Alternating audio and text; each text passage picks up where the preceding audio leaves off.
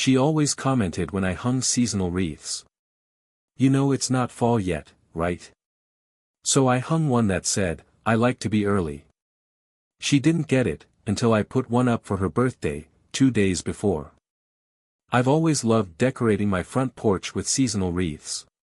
It's a small joy that brings a touch of festivity to my home. Whether it's a sunflower wreath in August or a pumpkin-themed one in early September, I find comfort in these little traditions.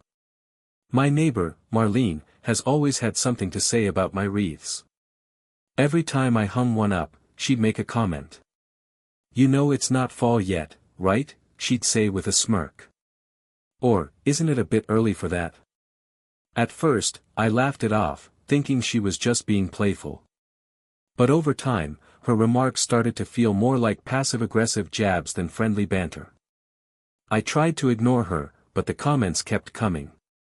When I put up a winter wreath in November, she said, skipping Thanksgiving, are we?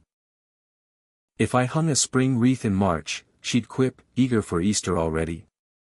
It seemed like no matter what I did, Marlene had something to say. One day, I decided to respond in my own way. I crafted a wreath with a simple sign that read, I like to be early. I hung it up in mid-August, anticipating her reaction. Sure enough, Marlene noticed. She stood on her porch, squinting at the sign, then looked at me with a puzzled expression. What's that supposed to mean? She asked. I just smiled and said, just embracing my enthusiasm. She didn't get it. Or maybe she chose not to. Either way, the comments continued. It was clear that Marlene enjoyed pointing out what she perceived as my premature decorating.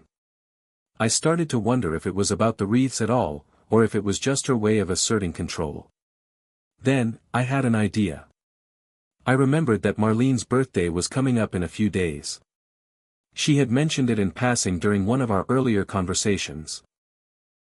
I decided to make a special wreath just for the occasion. I crafted a colorful wreath adorned with miniature balloons, confetti, and a sign that read, Happy Birthday, Marlene. I hung it up 2 days before her birthday, ensuring she'd see it every time she stepped outside. The next morning, Marlene was unusually quiet. She glanced at the wreath but didn't say anything. Later that day, I saw her watering her plants, and she finally spoke. You know my birthday isn't until Thursday, right? I smiled and replied, I like to be early. She stared at me for a moment, then chuckled. Touché, she said. From that day on, Marlene's comments ceased. She never mentioned my wreaths again. In fact, a few weeks later, I noticed a small wreath on her own front door. It was a simple design, but it made me smile. Perhaps she had come to appreciate the charm of early decorations. Or maybe she just wanted to beat me to it. Either way, the neighborhood felt a little more festive, and a lot more peaceful. I thought that was the end of it. I really did. After the birthday wreath incident, things got quiet for a while. No more passive comments. No more side glances from Marlene when I brought out my box of seasonal decor. I even started to think we had reached some kind of unspoken understanding. Maybe even respect. But I was wrong. Very wrong. It started small. One morning, I stepped outside to get the mail and found my Halloween wreath on the ground. At first, I thought it had just fallen, maybe a gust of wind, or the hook gave out. But the hook was still in place. The wreath looked like someone had yanked it off. Hard. I chalked it up to coincidence. I put it back. The next day, it was gone. Just, gone. That one stung. I had made that wreath by hand, using pieces I'd collected over the years, little plastic bats, burlap ribbon, and orange flowers. I searched the yard, the bushes, even the trash bins. Nothing. When I confronted Marlene, she gave me a wide-eyed innocent look and said, "Oh no. Vandalism in our little neighborhood? That's terrible." I knew she had something to do with it. I could feel it in my bones. But I didn't have proof. So I let it go. For a bit. I skipped putting up another Halloween wreath. Instead, I used that time to install a security camera hidden in the corner of the porch light. I told myself it was for peace of mind. In truth, I wanted to catch whoever was messing with me.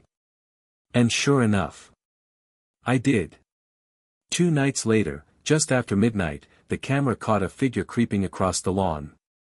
Marlene. Wearing a hoodie. She approached the porch, glanced around, and then carefully reached up, trying to unhook the Thanksgiving wreath I had just put up. She wasn't fast enough. The footage was clear. It was her. Now, you'd think I would have just gone to the HOA or even the cops with the footage. But no. That's not how this was going to go. I wanted her to know she was caught. I wanted her to stew in it. So I printed a still shot from the video, just her face under the hood, clear as day, and slid it into her mailbox. No note. No explanation. Just the picture. The next day, her wreath mysteriously appeared on her front door. A gaudy, overdone thing made of glitter leaves and fake turkeys. No one else in the neighborhood decorated like that. It was a message. Game on. That's when the petty war really began. She started playing music in the early mornings, something between polka and funeral dirge. Loud enough that I heard it through my kitchen window while making coffee. It stopped as soon as I stepped outside. Every time. So I bought wind chimes. Not one set, 5. Different tones, layered and loud. I placed them strategically around the porch so even the softest breeze turned my house into a musical mess.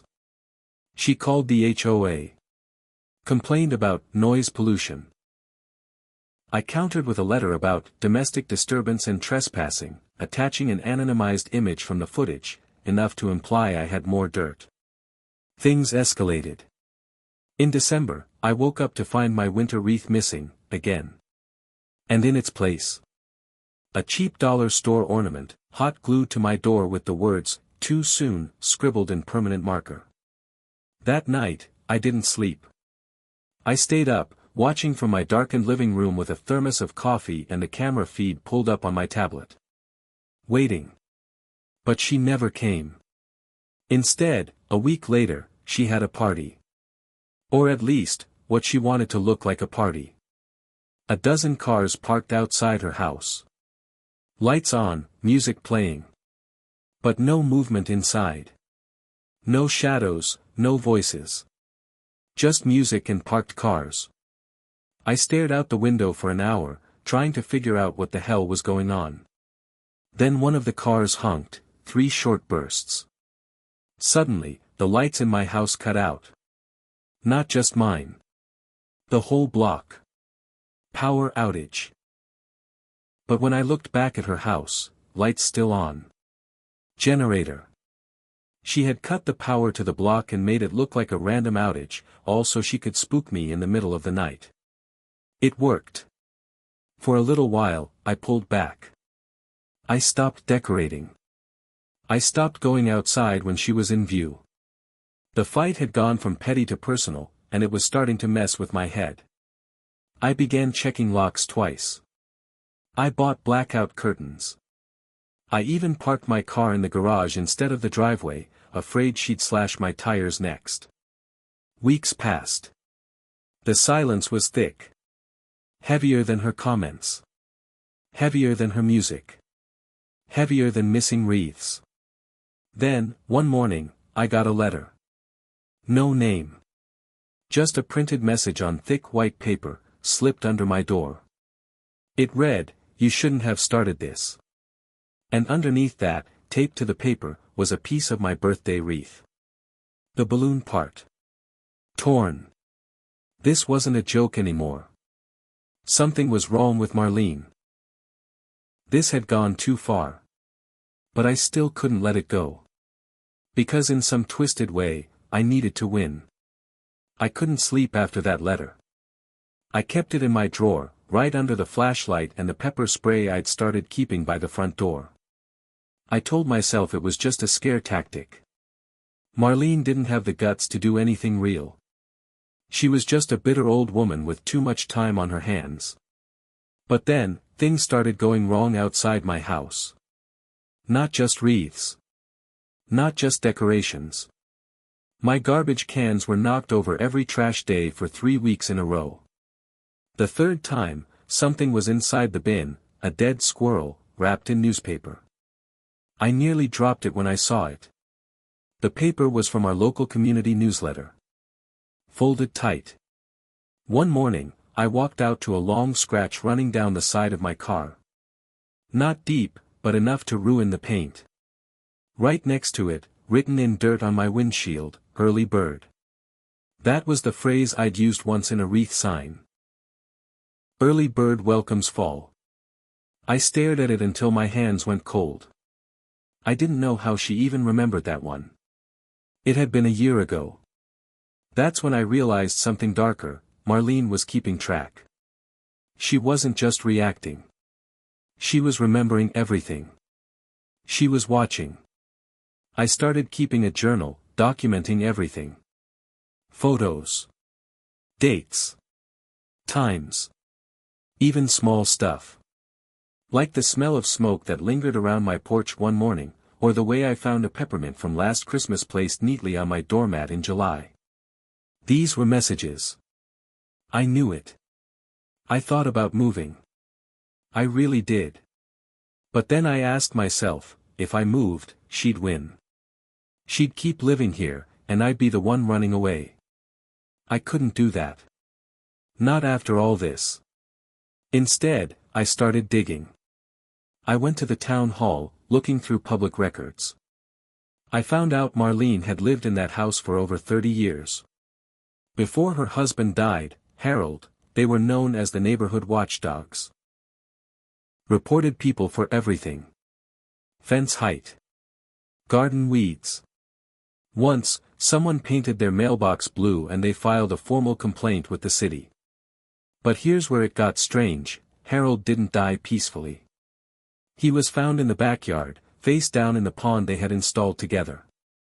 Cardiac arrest was the official cause, but the file said something else that stuck with me: unconfirmed injury pattern, bruising inconsistent with fall.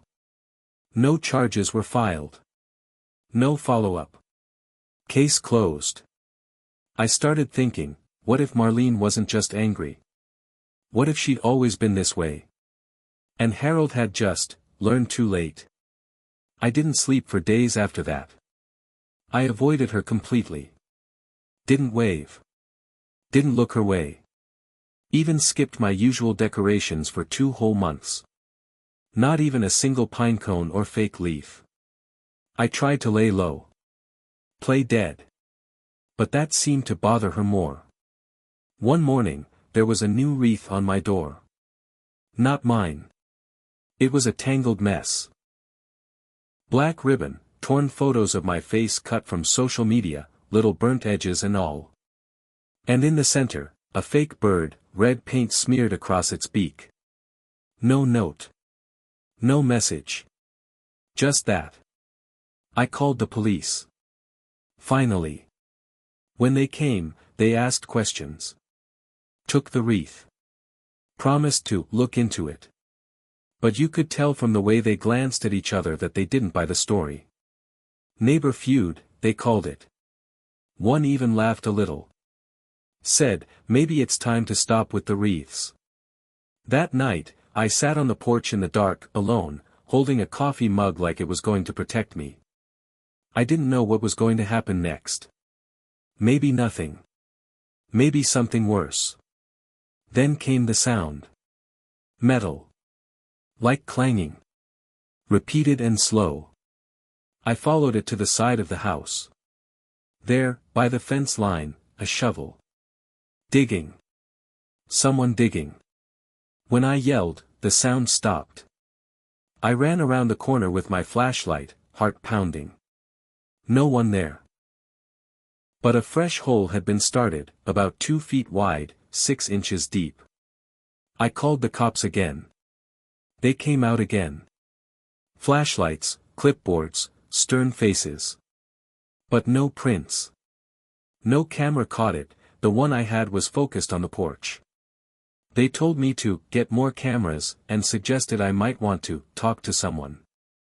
They didn't say therapy, but it was clear. That was when I realized something terrifying. This wasn't about scaring me anymore. Marlene wanted me to look crazy. To everyone else, she was still the sweet old lady next door who baked cookies and kept her lawn pristine. I was the unstable neighbor with a wreath obsession and a paranoia problem. She was playing the long game. I had to outlast her. So I came up with a plan. A different kind of wreath. One made entirely of mirrors.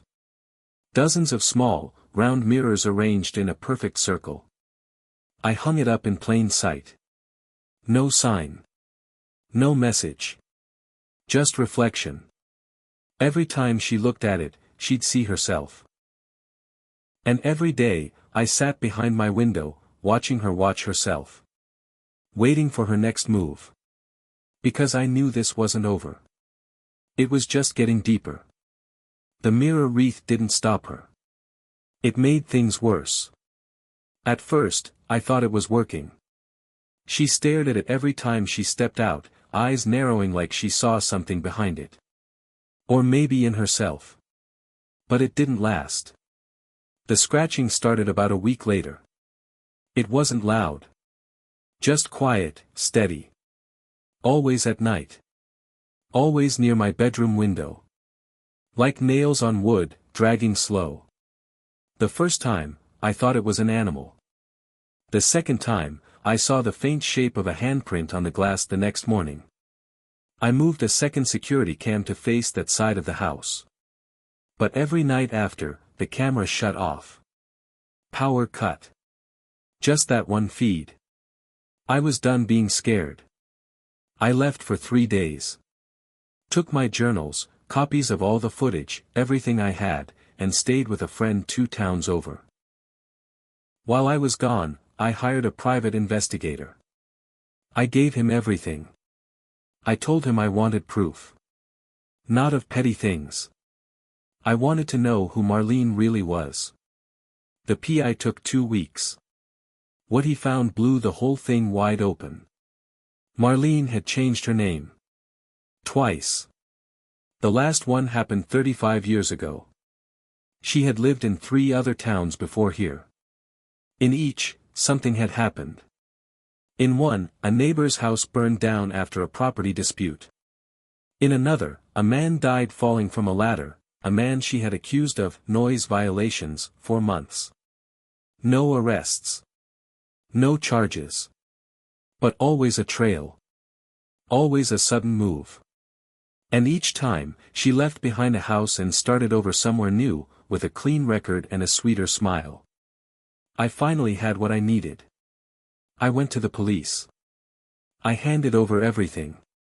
Names. Documents. Footage.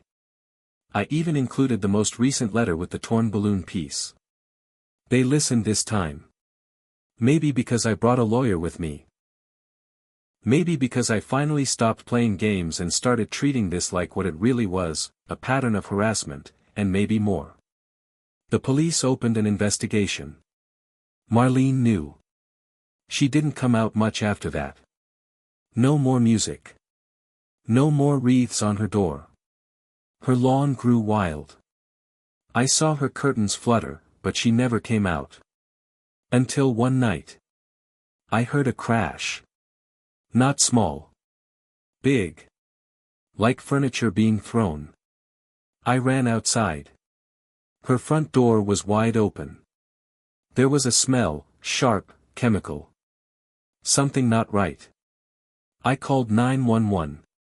They found her in the living room, surrounded by open boxes, broken picture frames, and scraps of wreaths, mine, hers, some I didn't recognize. Torn and twisted. She was alive, but barely coherent. Muttering things.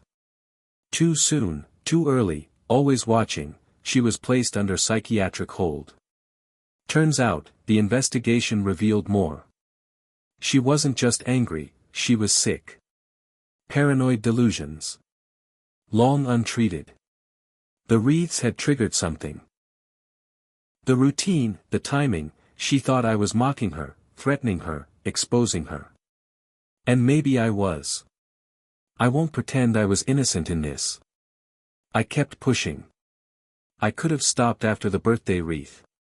I could have ignored the signs, or moved, or let the authorities handle it from the beginning. But I didn't. I wanted revenge. I wanted her to feel what I felt. And she did. But in doing that, I found something uglier in myself. They cleared out her house. I watched the city come with trucks, loading up her life, trash bags, old photo albums, a stained recliner.